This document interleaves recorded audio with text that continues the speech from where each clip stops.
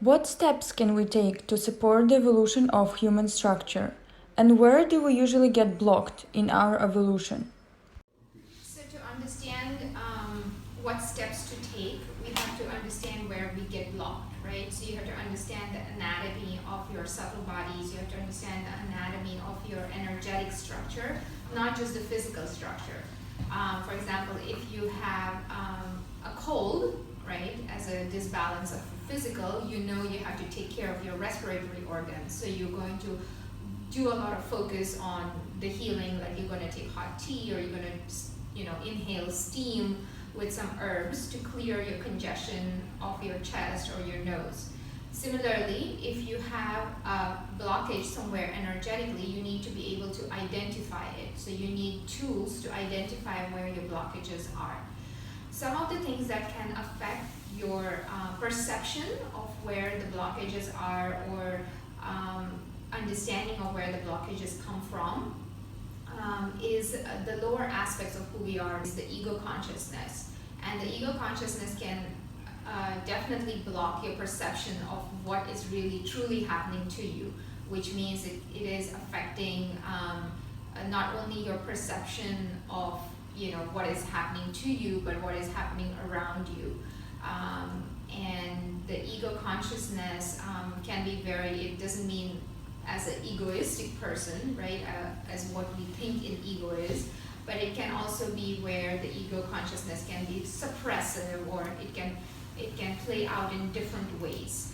So there's definitely a few practices that we have been working with that help one to identify what are the aspects that the ego consciousness within you or of the people around you, how it is affecting your perception, as well as what are the aspects that it might be blocking for you.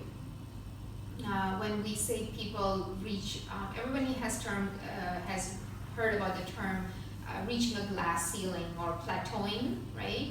Where you reach a certain, and it could be not just in your career, but it can be within a talent that you have as an artist, or maybe as a musician, or where you kind of reach a plateau and you just can't, you seem like you're kind of stuck over there. That happens when you are when you have reached a certain block, and if you're able to unblock yourself in that on that level, you continue to go up. So you plateau for a certain period of time, and you work through your block, and then you can kind of climb the mountain again, and then you plateau again, and then you climb again, and that's kind of how your life goes.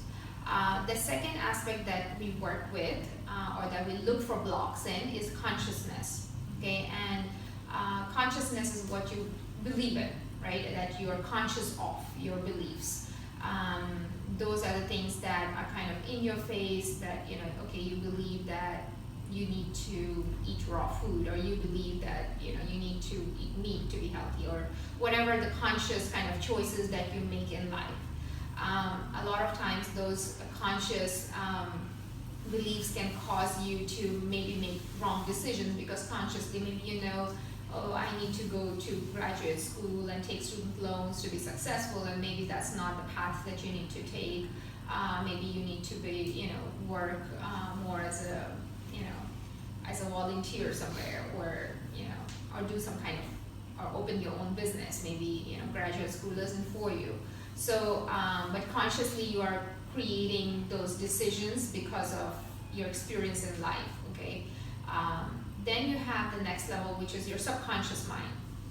All right, those are the things that within subconscious mind that you come across, which you are not even aware of. So that might be different patterns of thinking or behavior that you have created for yourself over time, that are kind of running in the background. It's kind of like a background software, or like a program that's running, that is affecting your decision making, or affecting the path you're creating for yourself. And other things that can be within the subconscious mind can be things that you inherited from your parents, kind of habits, or or it can also be things that you kind of picked up throughout your life, in school, from people that surrounded you.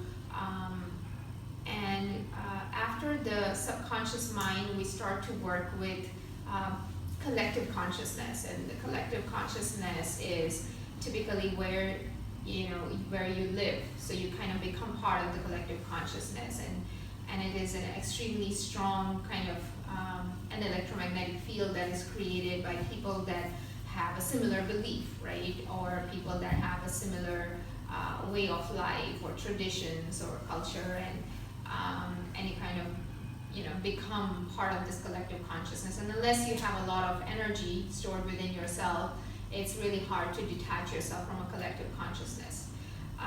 So you really need a lot of energy stored within yourself to be an individual that you believe you think you are, but in fact the collective consciousness as an energy affects everything that you're doing, right? Because if you look at even the trends with yoga, that's collective consciousness, because yoga is a physical workout, right? It's really a more of a meditative practice of connecting with your spirit. Yeah, the collective consciousness says yoga means workout, right? Move your body. In reality, yoga is not really about moving your body, it's really about moving your energy. So you see how easily collective consciousness really affects you. And the last is when you're able to overcome or clear the blockages within those aspects of you, and each one of them will affect your emotional state, right? Your emotional body, it'll affect your mental body, it'll affect the way your chakras work and the way they process the energy. So you could be meditating all day long for like 20, 30 years, and I have people that come to us and get their aura photography done, and we can clearly see that no amount of meditation will help you to just clear those blockages. And you really need other tools and techniques that come into picture for that. So, they'll also affect the way your astral body moves the energy from the etheric realm, and it'll also affect your karmic state or the programs. So those are the different aspects that you have to work through, and when you work through all of them, you start to connect to the final level, which is the super consciousness, right? Which is the consciousness that kind of encompasses everything within itself, which is a state where you can connect to everything at the same time through all the dimensions, through all the states. Maybe you can call it a state of samadhi, but it is not a state that is easy to achieve when you live in a metropolitan kind of city, and that you can with a lifestyle that is very modern, right? So it takes a lot of effort to kind of reach that state, living the lifestyle or living in a place where the lifestyle doesn't support that. The consciousness of the place doesn't support a person to go into samadhi, right? Like New York City is all about consumerism, it's not about samadhi. So if you wanted to experience samadhi, you'd probably go into the mountains somewhere. But our goal is not really, to go into the mountains. Our goal is really to combine the two and create some kind of balance within the material and the spiritual aspects, because we cannot all be living in the mountains, because otherwise the mountains are going to become a New York City, right? So then no one will be in New York City, like who's going to be here? So there's again a time and place for everything, but I think the most important thing in life is to have that balance of physical or material with the spiritual, and work through those blockages through all the different types of consciousness and clear them as much as possible in order to reach a kind of an expanded consciousness where you can see or perceive reality the way it is, right? Where it's not just an opinion, or it's not just another trend, but it is really the truth. It is what it is.